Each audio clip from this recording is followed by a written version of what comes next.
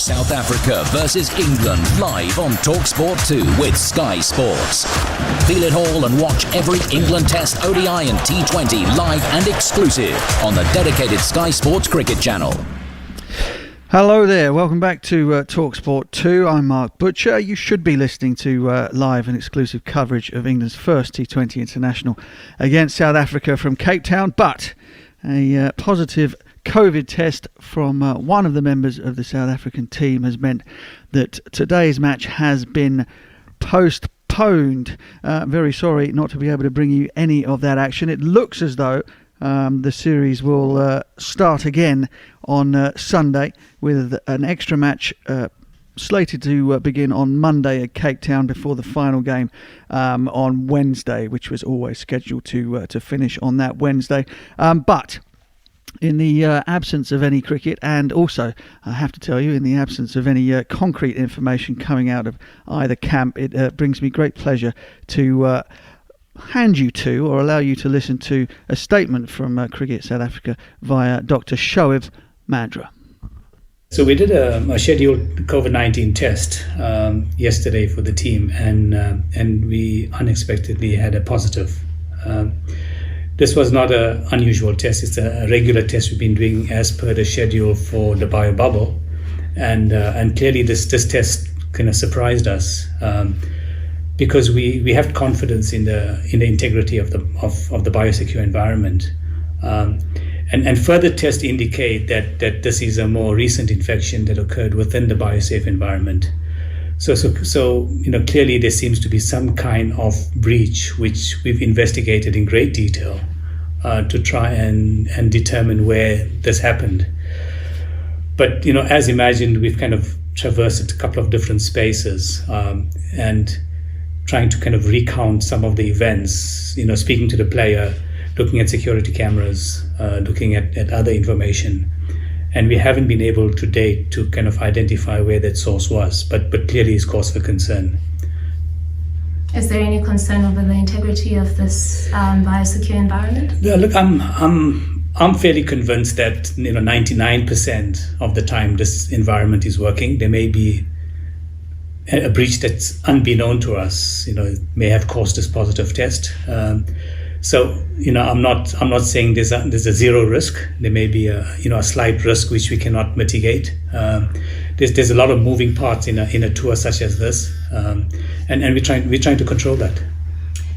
A couple of rumors have come about that there was a player who was caught leaving the hotel space. Can you please confirm that, or can you please speak to that? Yeah, I can categorically state that there's no player who's able to leave the hotel environment simply by virtue of the fact that there's security around, and the security will not allow a player to leave unless that player is leaving in an assigned vehicle, which is an official vehicle with an official driver. There's a command center here, led by the colonel from the Claremont Police Force, and they strictly enforce the bio bubble. They wouldn't allow anybody to leave. In fact, some of our players had left as a group to go across to the Oval to train, and that became a matter of concern because they had seen it, and we had to address that concern with the colonel and the command center. So, I'm basically saying that it's impossible to leave this biosecure environment by any player or official. What's the plan now going forward? So clearly there's a cause for concern, and England has expressed a concern. England is questioning the confidence that they have in the biosecure environment, and rightfully so. If there's been a player who tested positive in the last week, who contracted the virus in the last week, they have cause for concern, and we respect that concern. We've met with the English medical teams, and we've kind of planned out a way. We will retest all of our players and hotel staff tomorrow, which is Saturday. We'll await the results and determine a course of action. And then on Tuesday, before the final ODI on Wednesday, we will retest the team again. That was Dr. Shoaib Madra, the team doctor for the South African cricket team. Some interesting bits of information there, some of which perhaps wouldn't have made me feel all that confident about the procedures and protocols that have taken place, particularly the one that said that no one has been able to breach, or it's impossible to breach the biosecure bubble from the team, and yet they've still not been able to find the source of the breach of the bubble in terms of COVID infecting one of their players. That would bother me greatly if I was involved in the series, either as a South Africa player or an England player. Let's head out to Cape Town now and hear from Neil Manthorpe. Manners, you've heard the statement. You've perhaps had a little bit longer to pore over it than we have. What do you make of it all? Well, Butch, the first thing to say is I've come to know Dr. Mandra, I think, pretty well over the last fortnight, and he's not only highly qualified and got more intelligence in his little finger than I would have, but I think he's a man of enormous integrity and honesty. So I certainly would trust him implicitly, but he's, like I said, he's honest, and there's no he's exasperated, and he sounds on the verge of depression there to me. I mean, he's normally quite cheerful, and to not know that. I was just mentioning earlier the extent to which he has gone, and belt and braces approach to the protocols. When South Africa had a second player who tested positive, they completely withdrew from all common areas, ceded all common areas in the hotel to England. He mentioned security cameras there. I was talking about the blue light police presence, as well as the private security men in plain clothes speaking into their wristwatches with small earpieces. I mean, I can totally agree that it's impossible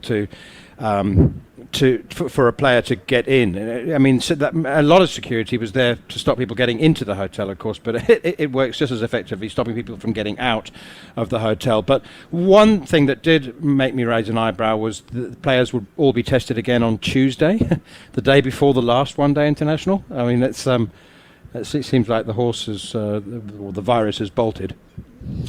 Okay, Neil Manthorpe there at Newlands. He's been with us all morning, bringing us the small pieces of information that we've been able to glean from both organisations since 10 o'clock our time this morning. Now, I've been handed an official statement from the who is it from? In fact, it is from the ECB. Following the postponement of today's one-day international between South Africa and England at Newlands, Ashley Giles, Managing Director of England Men's Cricket, has issued the following statement. On behalf of the England Touring Party and the ECB, I would like to thank Cricket South Africa for their collaborative approach to postponing today's one-day international.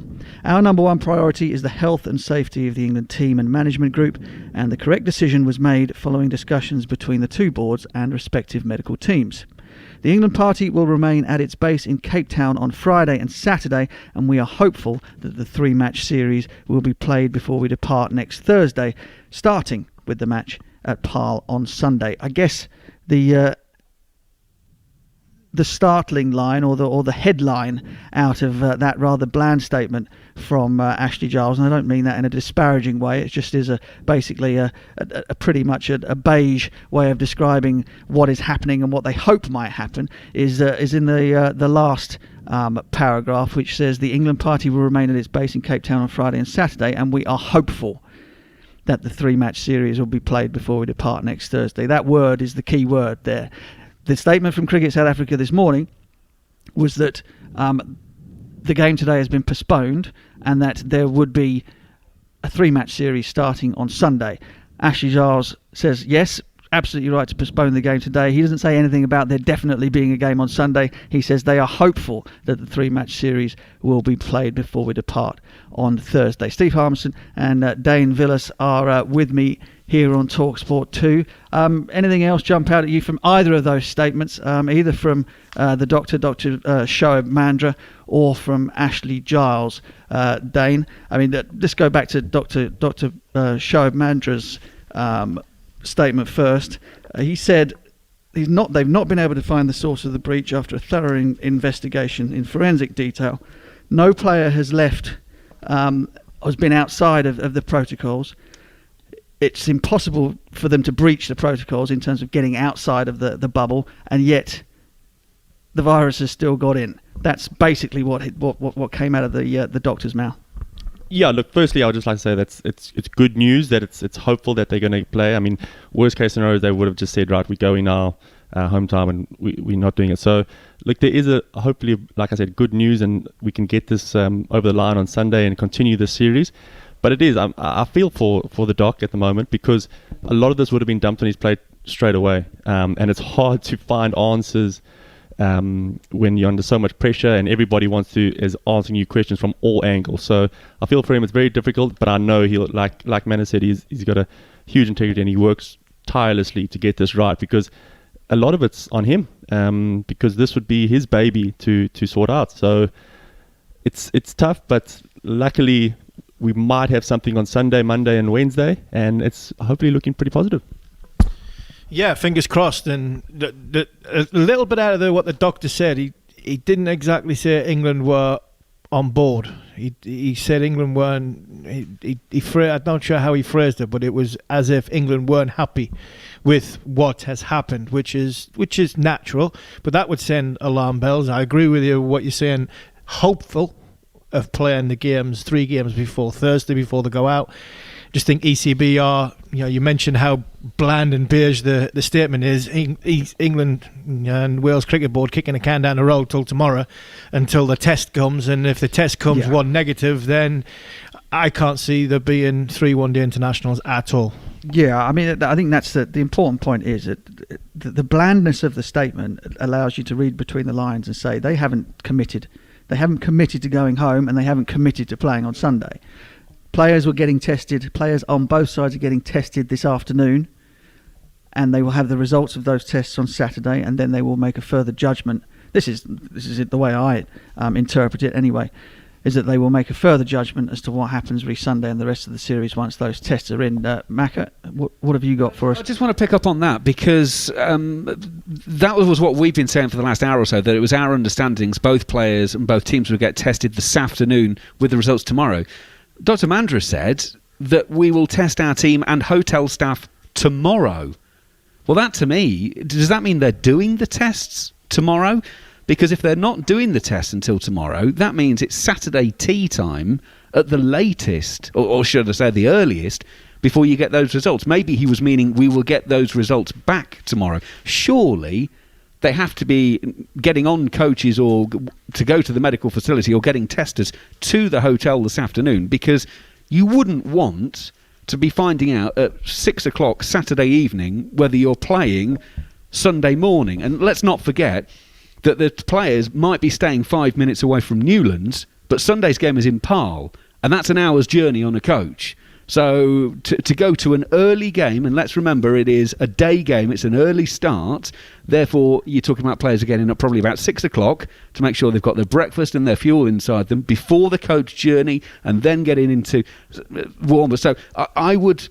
And unfortunately, we can't ask directly, because the interview that we heard with Shoaib Mandra was done by Sibakazi, who is the press officer for the South African cricket team. So it was a totally in-house situation.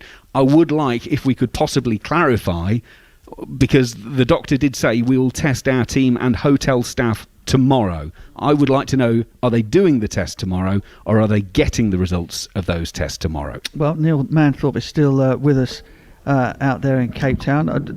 Are you going to have any sort of recourse to be able to directly speak to anybody from Cricket South Africa, or preferably Dr. Shoaib Mandra to clear that one up for us, Manners? The tests will be conducted early tomorrow morning, and the results will come.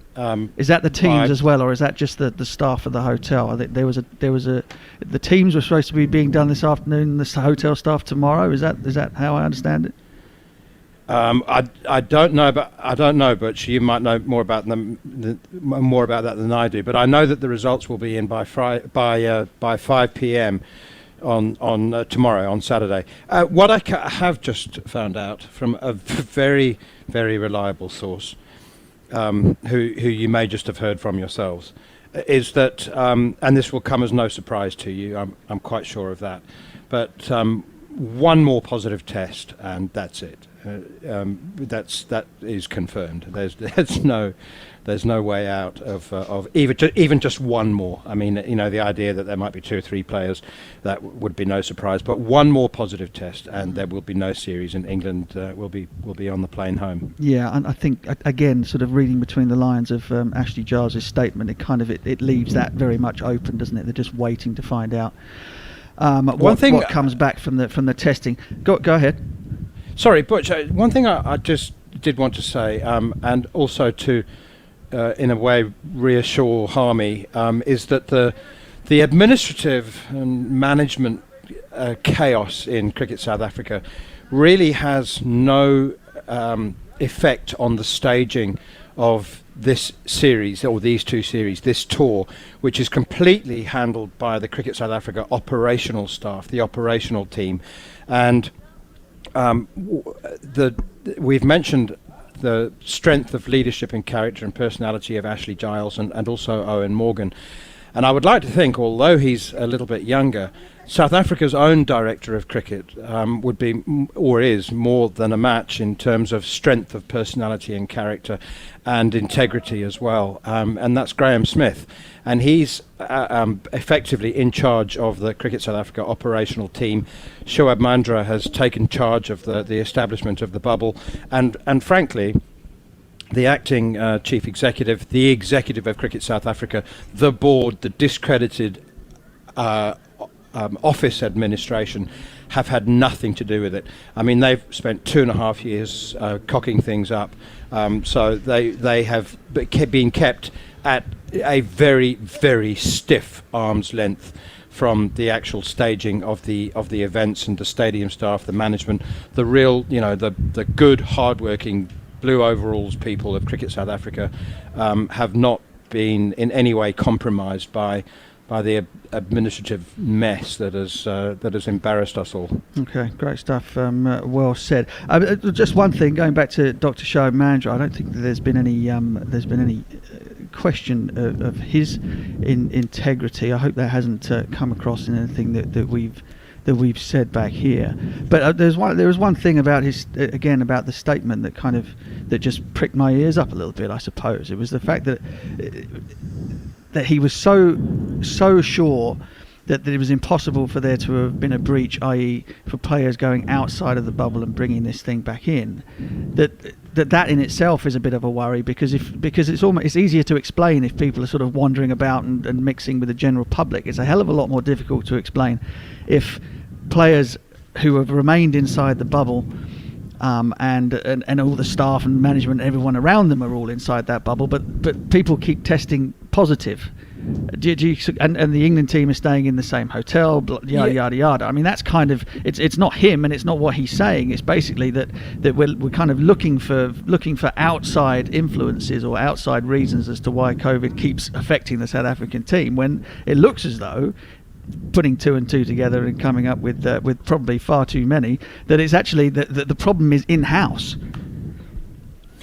I asked Shoaib Mandra just a couple of days into the 10-day semi-quarantine period before the tour started. I said, if you secure the bubble, if you create the bubble and it's secure, then why are there so many protocols and social distancing still being maintained within the squad itself and within the two squads? Two at a table in the breakfast room, separated by perspex screens and that kind of thing. And I said to him, he said, well, there's always a tiny chance. I said, well, I can't. Give me an example. And I did it. I gave this example a couple of hours ago, so we may have new listeners, but I'll repeat it because it is interesting. I said to Mandra, give me an example then. How can the bubble? There's nobody from the outside allowed in.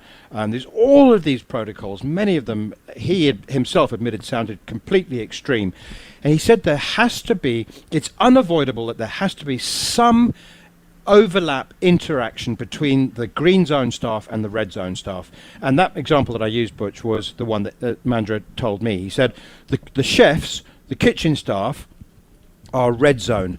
They enter the outer perimeter of the bubble to cook the food, and then they wash their hands and disinfect themselves and get in their cars and drive home. So they don't never enter the bubble. They cook the food, but they hand the plate over to the green zone staff, the serving staff, who all are living inside they don't leave the hotel. For 20 odd days, they do not leave the hotel. So they don't even get on a deep cleansed coach and drive out to Boreland Park. They do not leave the hotel for 20 days. So they take the plate of food and then they go and serve it. So there is a tiny possibility that COVID may somehow be transferred in that way. But that's why Mandra sounded so exasperated and depressed and disenchanted. I mean, what can he say? He can't. They've got security cameras. They've got security staff. They've done everything they possibly can. And let me just say that he's not alone. There's probably hundreds of thousands of medical professionals around the world shaking their heads and thinking, how the heck did that I mean, there is still so much we don't know about the virus. Roll on the vaccine. Yes. Yeah, bring them in. Manners, thank you very much for your patience, your understanding, and your clarity of thought out there in Cape Town today. And we hope that you stay well away from what appears to be a cursed bubble for South Africa, because as much as they seem to be doing the right thing, they keep testing positive.